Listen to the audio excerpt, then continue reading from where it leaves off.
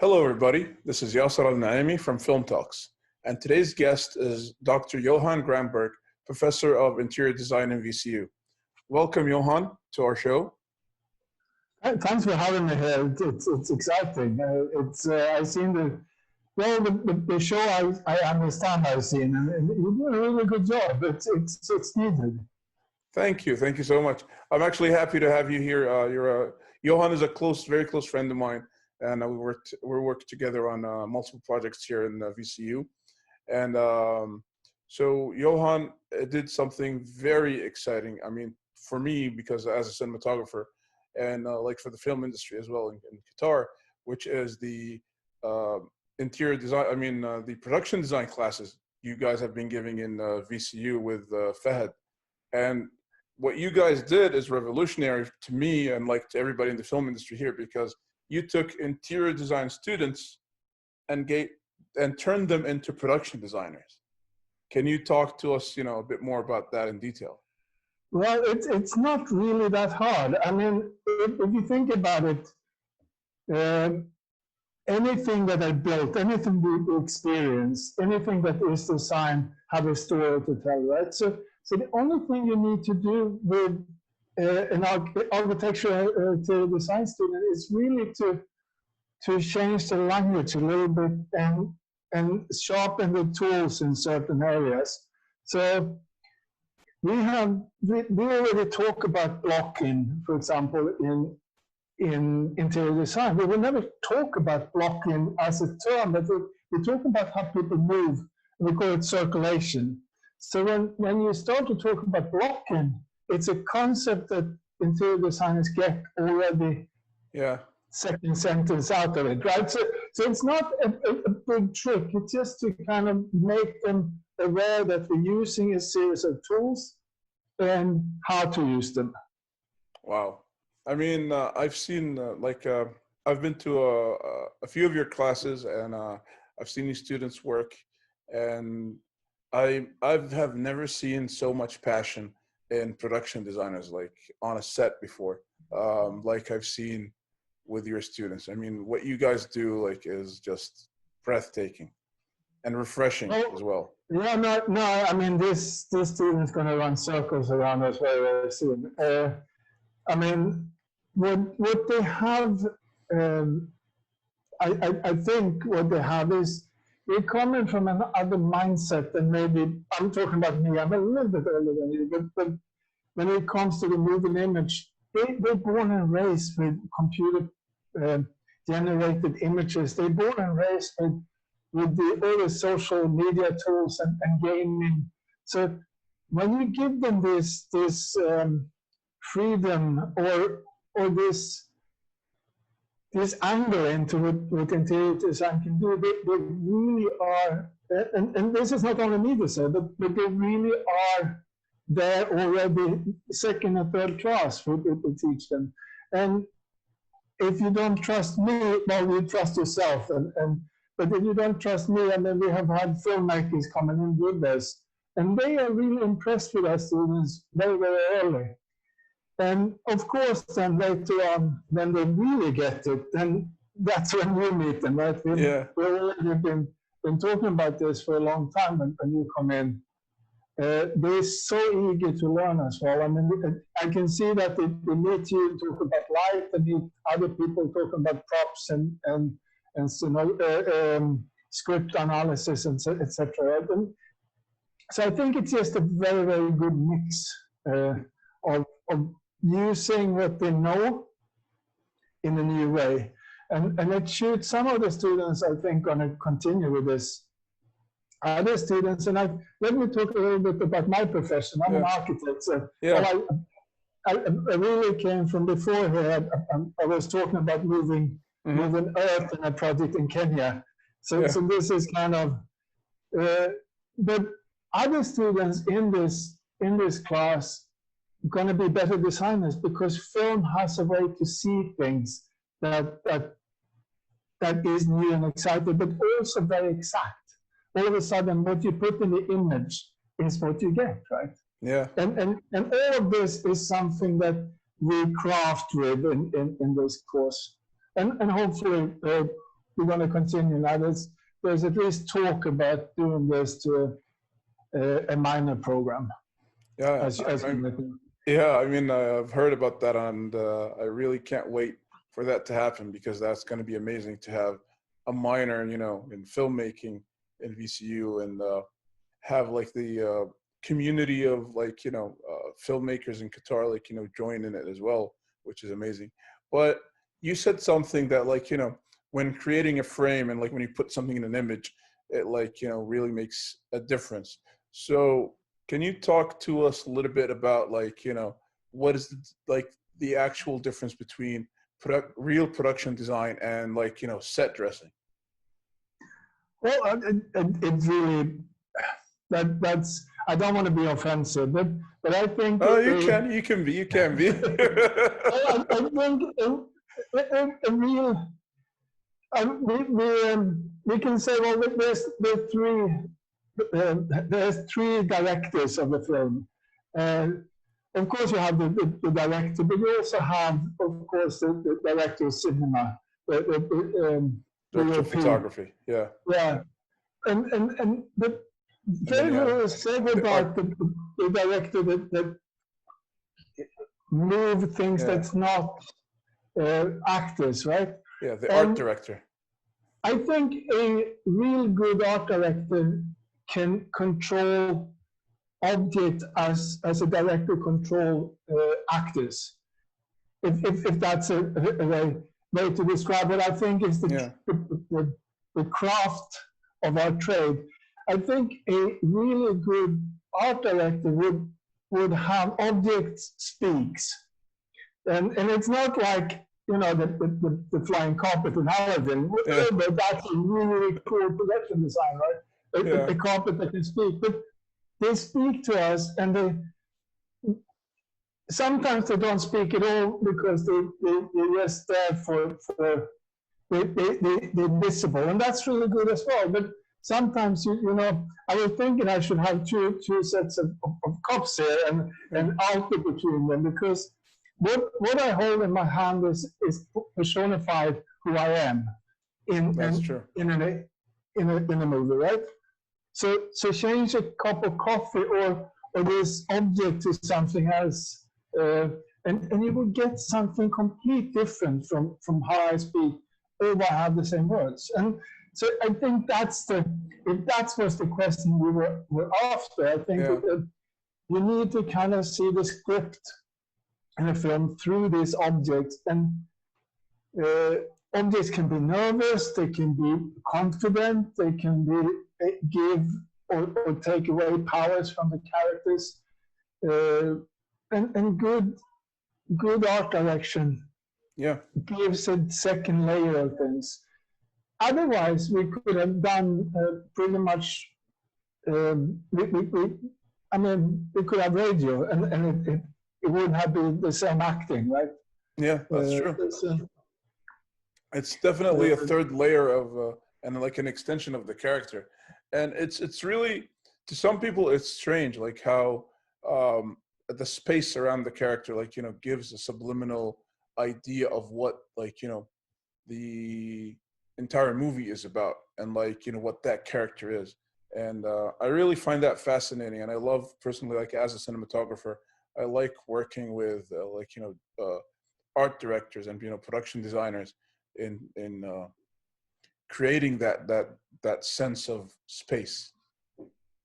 And so spaces, they talk to us without the cameras. I mean, we move in spaces all the time. So this is what, to get back to your first question, why is it so easy to get interior designers to get the good art director? Because we're already dealing with this, right? Yeah. It's a very easy crossover. It is, yeah, and I've seen, like, what you guys did, like, you know, worked wonders, because working with your students, like, you know, I mean, last year when we filmed that project was really refreshing, because seeing them, like, work hard and, like, you know, building the entire set, and, like, you know, going out and looking for props and having things that matched into that, you know, dystopian futuristic, like, you know, world with, like, swords and, like, you know, ninjas and stuff, was really hard, but like they pulled it off, like, and it was amazing.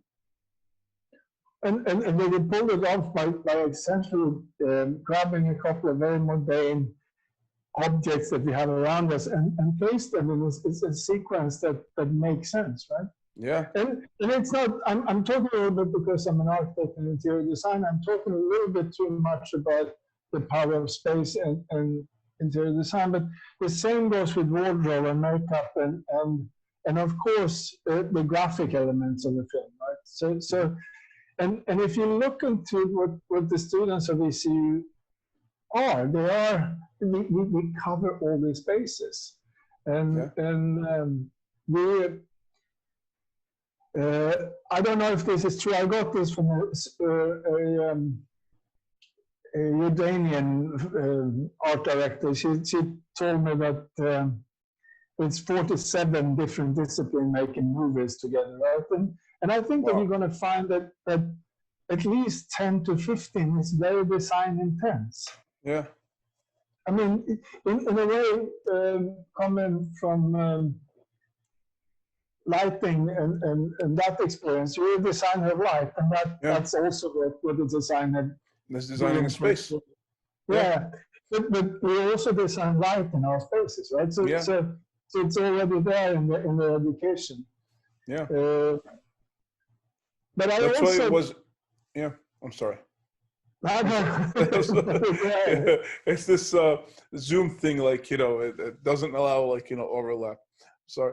But like I was just saying that that's why, like, when I worked with your students, it was easy to explain how light works and bounces off different objects when we were, like, you know, and different materials when we were, like, choosing the materials for the set.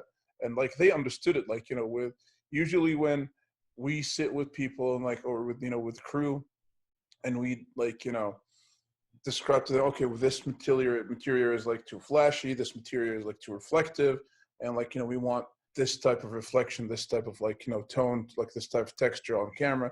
They don't get it. They think, oh, well, you know, it's fabric. Fabric is fabric. Like, no, it's not. But like when I worked with your students, like you guys did such a good job with them because they're interior designers, like you said. They already work with all of these things and they know how, you know, light works and reflects on them. Yeah, to a certain degree. I mean, when you come in, you bring a new layer to them. But you're right, they do understand the fundamental concept. They haven't translated to film yet, which is the beauty of working. I think with the media film in general is that we work in so much in teamwork with our own little things. So we can be a diva artist, but in our own respect. But then there's always this overlay to somebody else's team things. And I'm really enjoying this, and I think our students do too. I think it's a concept that I tried to introduce before I got into film, into architecture, which I call the depth of the flatness. It's an understanding that surfaces are more than just what you can touch or what you can see. You always portray something else, and nothing is more accurate when you're dealing with an image, like a moving image construction.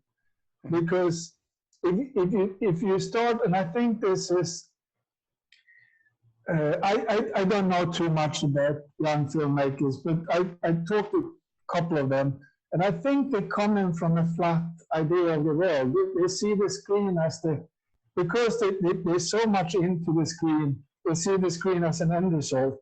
Whereas I think, and this is something that happens after a couple of interactions in film, we understand that there is a depth to this, that a depth both in a psychological depth to objects and colors and light, as we talked about, but also depth to the space. It's important to understand light as would be your forte, not as something that bounces off one time or two times, but actually bounces off, and the distance it does bounces off is important, right? Yeah. So we talk a lot about mise-en-scène in film, and I really like that concept because mise-en-scène is an amazing concept. It's an amazing concept, but if you think about this as a concept that spreads to to what I do as an architect, it's becoming really important with everything, but bolts and nuts to everything else, right? Yeah. And I read I read the biography of now it's, as always when you try to say something, the Russian dude with the staircase. Now everybody can laugh because Eisenstein, of course, Eisenstein. Okay, Eisenstein. And he talks about this one particular area. But first of all, his dad was an architect, right? Mm-hmm. So he came from a world of drawings and models. But he talks about mise-en-scène, the mise-en-scène concept, and he said the best mise-en-scène course I had was a bridge building course, and he tried to be an engineer before he was a filmmaker, and then some conflict of war came, and he prematurely ended his engineer's plan and went into filmmaking. Okay. But he said that a bridge building exercise was my way to understand that everything matters, right?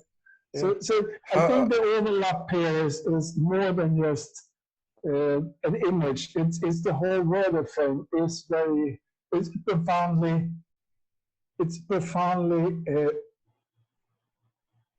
accurate to think design in, right?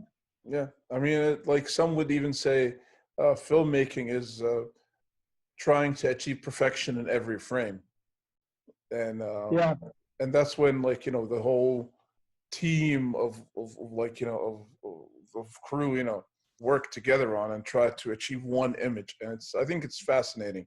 But when you said like he was learning from bridge building, like, so was it like, you know, the balance of the bridge from each side having, like, you know, the same design, I mean structural elements? I am not sure, but my interpretation is that the bridge, you don't really do any unnecessary thing in the bridge, and everything has its a reason. Yeah. Yeah, and maybe that's what he meant, but God knows. I like the quote because it's building a link between the physical world and physical object to the imaginary world of film, right? I mean, that's very interesting.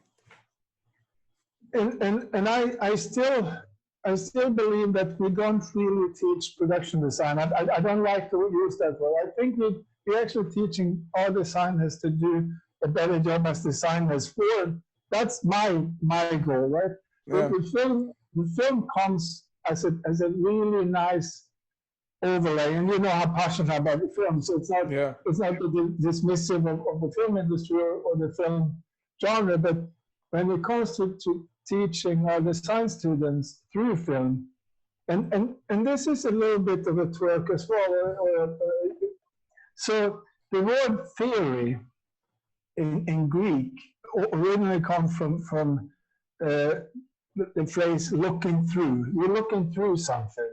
Mm-hmm. So a theory is a system in which you look through and understand something else. And I can't think about a better word for camera than theory then, because it's kind of a looking through, right? It is. So by letting the student be on both ends of the camera, you start to get, there's an aha moment in students who say, it means something if I do this.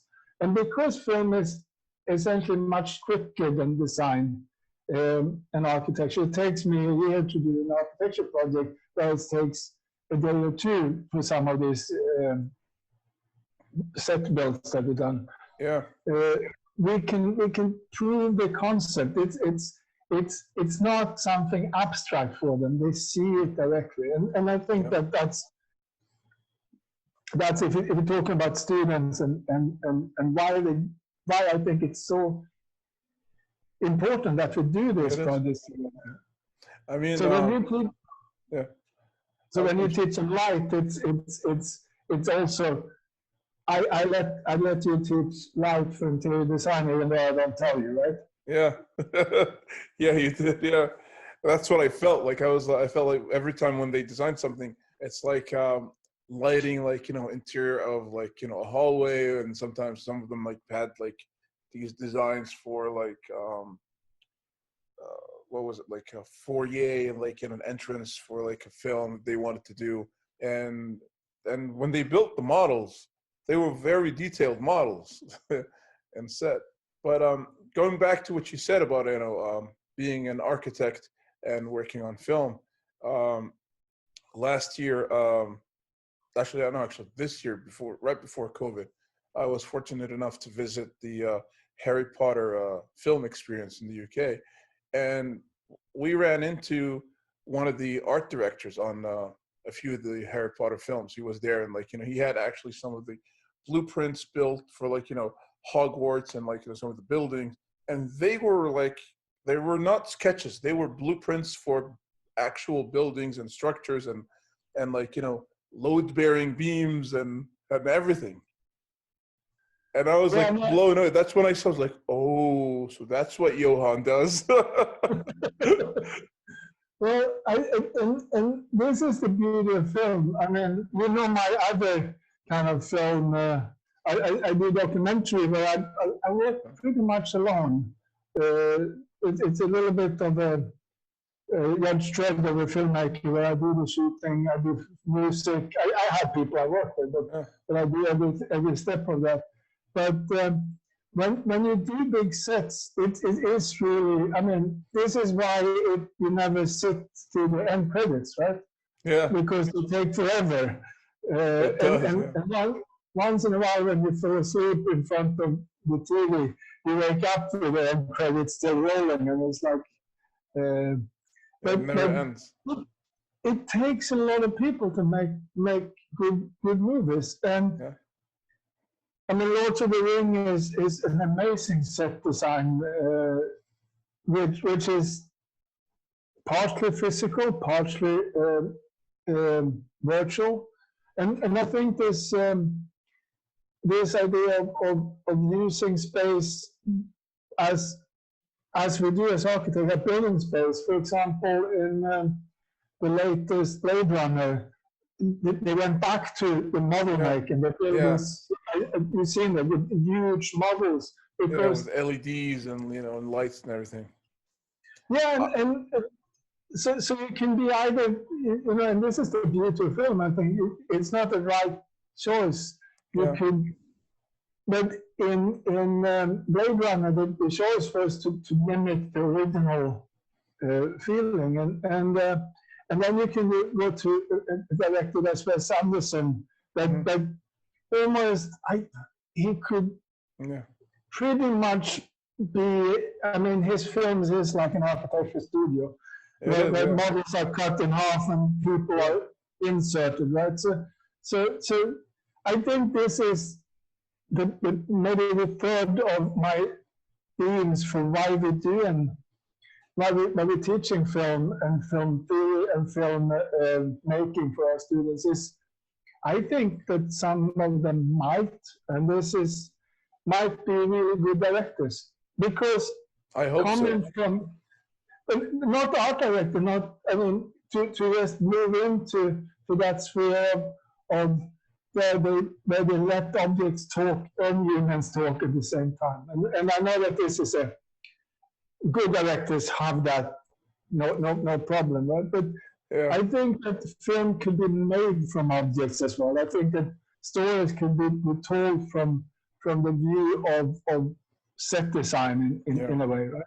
I mean, that's what like filmmaking is all about. I mean, without production design, we cannot create a universe that the film exists in. It is like world building, and it takes a lot of design. And like, for example, when you said like the whole Blade Runner thing with like the all of the miniature sets that they had and everything. Also, when I went to going back also to the Harry Potter thing, I was blown away when I saw the Hogwarts miniature. And it's not that much, like, it wasn't much of a miniature. It was bigger than our house. It was huge.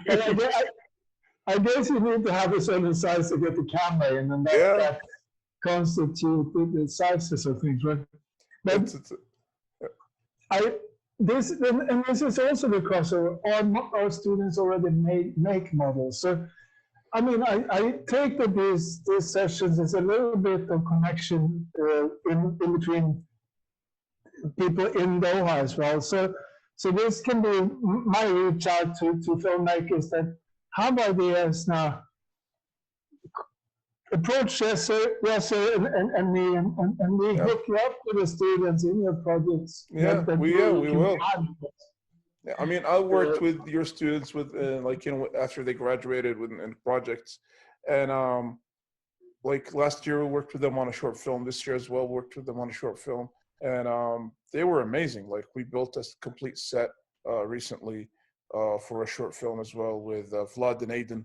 It was Aiden's film, and last year as well we redecorated an entire apartment, and it's mind-blowing the detail that they go into.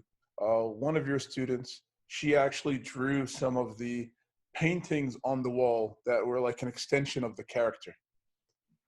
And like, we have never had that done on a set here ever. No, and I think that this is, I saw a couple of your shows, and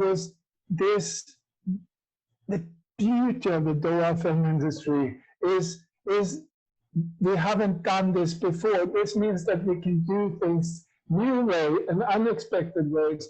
And I think I mean, I'm going to meet a lot of passion from filmmakers that comes into the program. Yeah. Maybe more so than if I bring in architects and designers to my student and talk to them. But the passion is mutual. So I think that Doha maybe lack in experience, maybe lack in resources for we getting there. I mean, I've seen some amazing stuff like with production units, but we still lack in, I think, the human factor of experienced people in all the disciplines. And I'm the one to talk. I mean, I'm not a filmmaker, but I mean, you are. I'm kind of quoting people I know, right?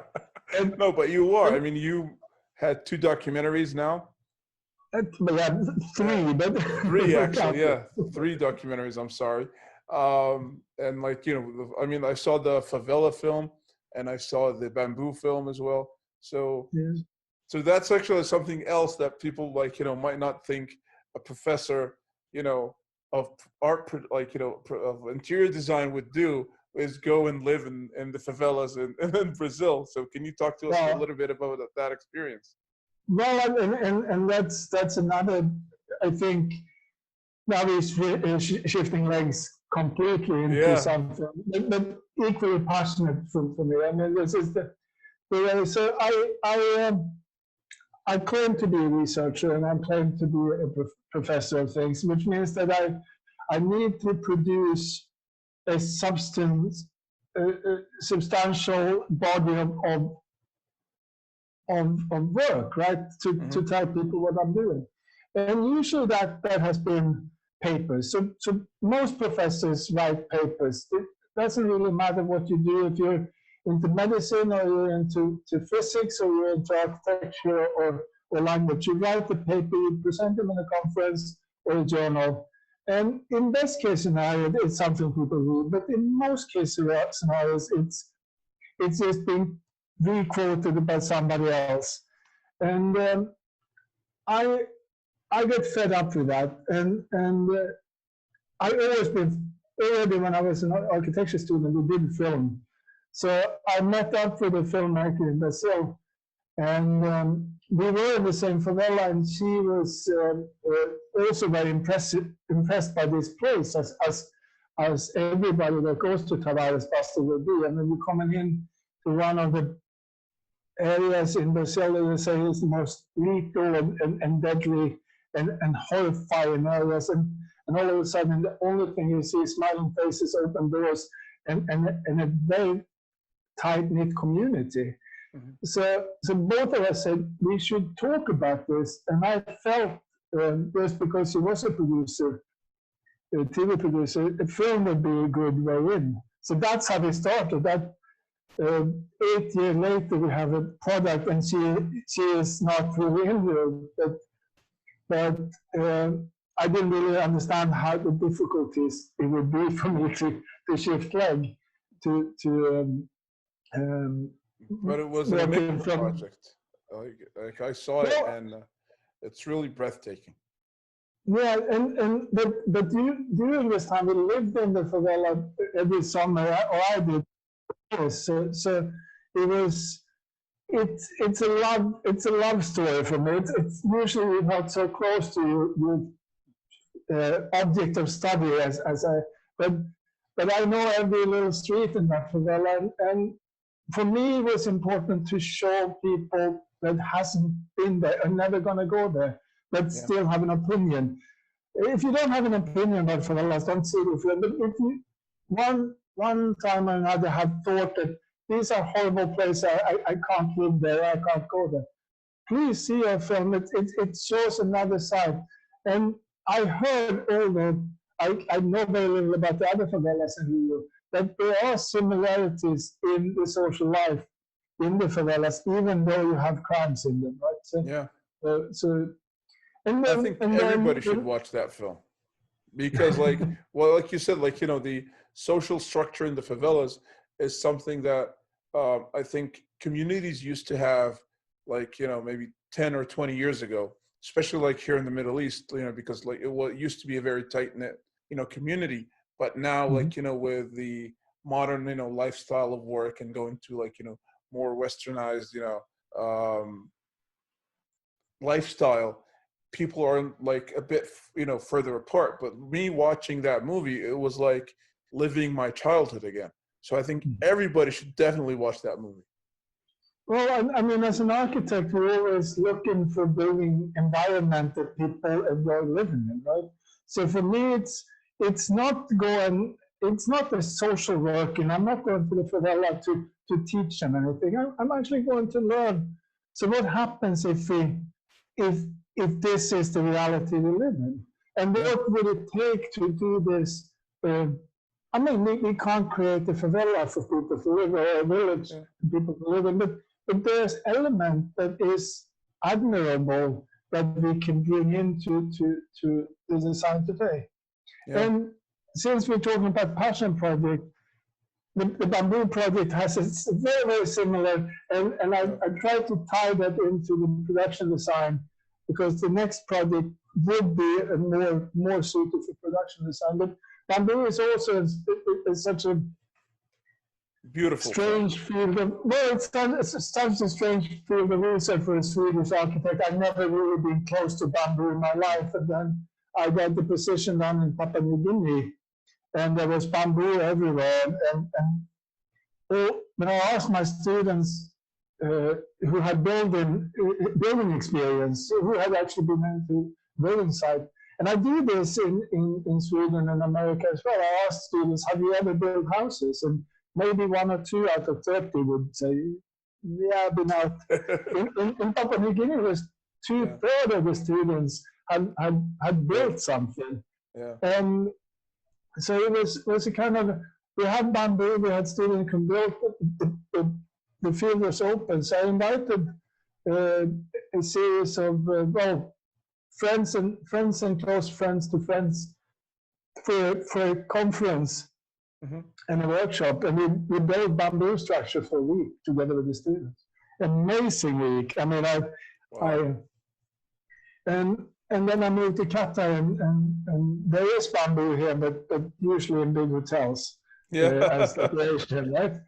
So I thought my bamboo days were over, and until I got asked to present in a conference about sustainability, and I kind of dusted off my bamboo presentation and got so much interest from young Qataris that came up and said, well, what will it take to grow bamboo here? I said, I have no idea, let's find out. So I started this project, and so when I was thinking after the favela, what is my next movie? I just collected all images that I had from the bamboo times, together with new interviews, and then we travel a little bit. Yeah. My wife is a superstar, letting me do things. I mean, we go on to all these exotic places, and I'm filming 2/3 of the time. Yeah. But in the long run, we did the film for the same reason as the favela. Bamboo is a material with a very soft voice. It doesn't really. Yeah. Steel and concrete screams a lot more than bamboo. It does. But you told me something interesting like a few months ago, that you found out that bamboo was actually historically used in Qatar as well, in buildings, and like, you know, they used to import it, like, you know, it was like used in crates, and then they took that and reused it, right? Well, no, it's we don't know if it was great. That's kind of the closest I came, because we have interiors that we still can see the bamboo. The bamboo is made to make the ceiling structure. So you have the mango beams, and on top of that you have a mat of either palm tree or bamboo or reed. And this needs to come. I mean, we have a little bit of palm trees around, but not enough to sustain a whole city, right? Yeah, not enough. So the theory would be that the bamboo actually, when they imported the doors, the rubber doors from India or from the coast of Africa, they needed to package this in something. And bamboo is a very specific. Well, it has very specific characteristics, and one of them is that it's very elastic. Yeah. So it takes beating pretty well. So I would just guess that rough seafaring bamboo cages and pristine doors is a really good combination. And then you don't transport the cage back, or the package back. You kind of you want to pop your so people here, and we have to remember, Qatar was not as rich as it is now. It was a quite poor country. They looked in this and said, there's a really nice material. Let's use it. Yeah. So I guess that Qatar might have been a bamboo culture to start with, which is an ironic twist. It is, yeah. It's very like, you know, it was like completely ignored, because not a lot of people, I don't think anybody I've met knew about, like, you know, people in the past used bamboo. So connect to filmmaking again. Now so all of you that thought this was a program about film, now we're going to go back to that. I mean, it is part of the film, because you made films about, like, you know, the living in the favelas and living in and like, you know, using bamboo, which, you know, all ties into, like, you know, what you're doing right now in VCU, because like you have been teaching, you know, these students production design, and you've been teaching them also filmmaking, and you're also a filmmaker, you know, yourself. Well, I mean, to look into this bamboo, the idea of doing that, it's a couple of things. Bamboo shoots really well. I mean, it's a really cool material to take elaborate shots and finding these angles in these structures.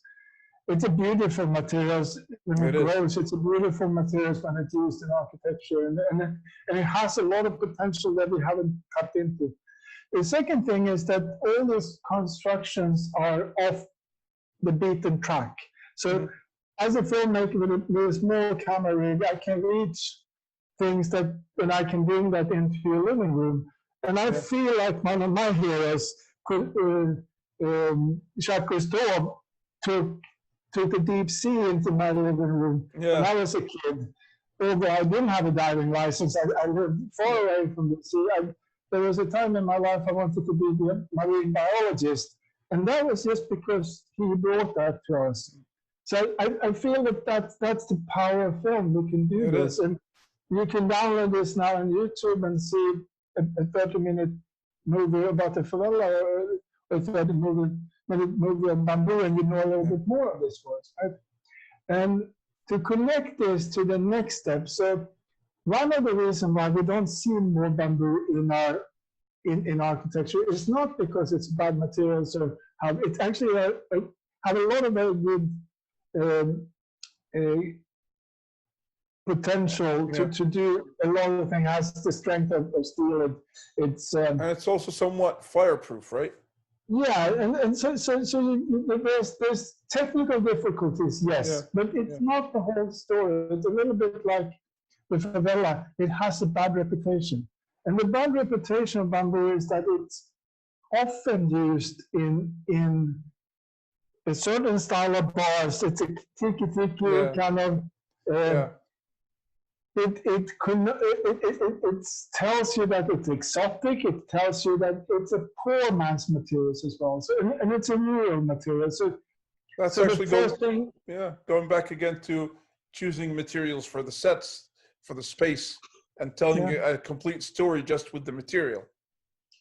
So here we have a material that might be part of a solution for global warming and the climate crisis, right? How do we get people to change their mind? So me and a couple of friends have started a virtual, this is an idea that we formulate now. So if bamboo can't find its way into cities, because we still haven't got bamboo in a substantial quantity into a city. Yeah. We have bamboo project, but not even in Bali, which the countryside is full of bamboo. If you come into the capital, there's nothing. So what if we build a world buildings like we do in film? When bamboo is the king, right? When bamboo rules. And this Banville city, other materials comes in on the premises of bamboo. And so far we have collected at least five different design offices and interest. So I think what we're going to do very, very soon is we start with an exhibition about this project, but literally we're building worlds, and then we put this project together, and then we have a film set. And why not? Yeah. And this is, why not then make a film out of it? Hire a director that wants to make a film in this city, right? Yeah. It's a complete odd idea, but we're talking about designers now that design cars for Volvo that would be interested to win and design transportation system made of bamboo, and it's a quite interesting proposition. So it's going to be quite exotic as well. Well, not necessarily. We'll see what it comes out.